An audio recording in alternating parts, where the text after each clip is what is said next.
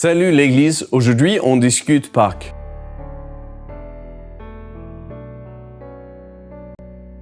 On vient de célébrer Pâques, le jour central à notre foi. Mais se rappeler de cette histoire controverse qui s'est déroulée il y a 2000 ans, est-ce un peu archaïque et daté? Je dis histoire controverse. Selon un sondage récent l'année dernière parmi les chrétiens, croyants et pratiquants, seulement 57% ont répondu qu'ils croient en la résurrection comme racontée dans la Bible. Ceci dit, pourquoi est-ce qu'on insiste sur célébrer ce jour et raconter une histoire qu'une bonne partie des croyants doutent? Parce que c'est essentiel. Point.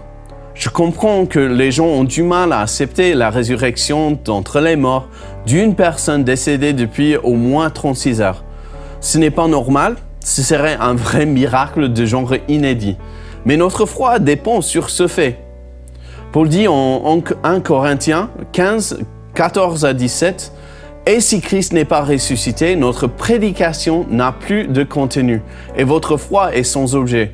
Il y a plus, s'il est vrai que les morts ne ressuscitent pas, nous devons être considérés comme de faux témoins à l'égard de Dieu.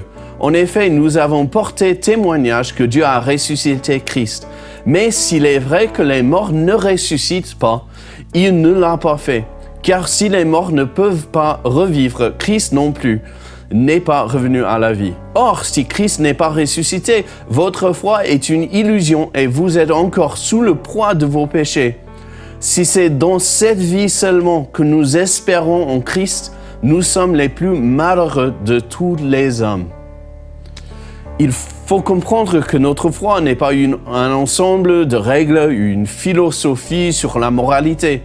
Ce n'est pas à la base un encouragement à l'action sociale ou même un commentaire sur le fait qu'il faut qu'on s'aime les uns les autres.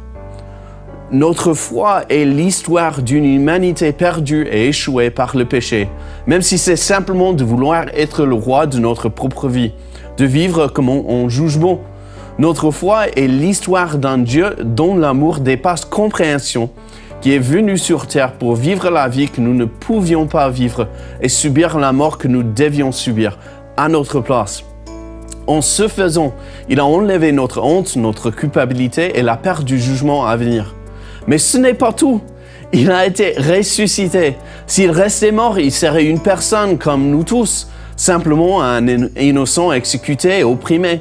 Mais il a été ressuscité d'entre les morts, la preuve définitive qu'il est le Seigneur et que même la mort ne peut rien contre lui.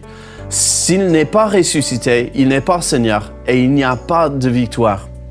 Je vous présente le choix, soit qu'on accepte la résurrection corporelle, c'est-à-dire vraie et littérale de Jésus, et notre foi, comme un ensemble, peut tenir, soit qu'on le nie et que notre foi devient une philosophie faible, une moralité morte. Il n'y a pas une position entre les deux. S'il y en a, mais Paul, le docteur de la foi, dit que ceux qui prennent cette position sont les plus malheureux de tous les hommes. Réjouissons-nous dans la résurrection de Jésus. Merci et à la prochaine.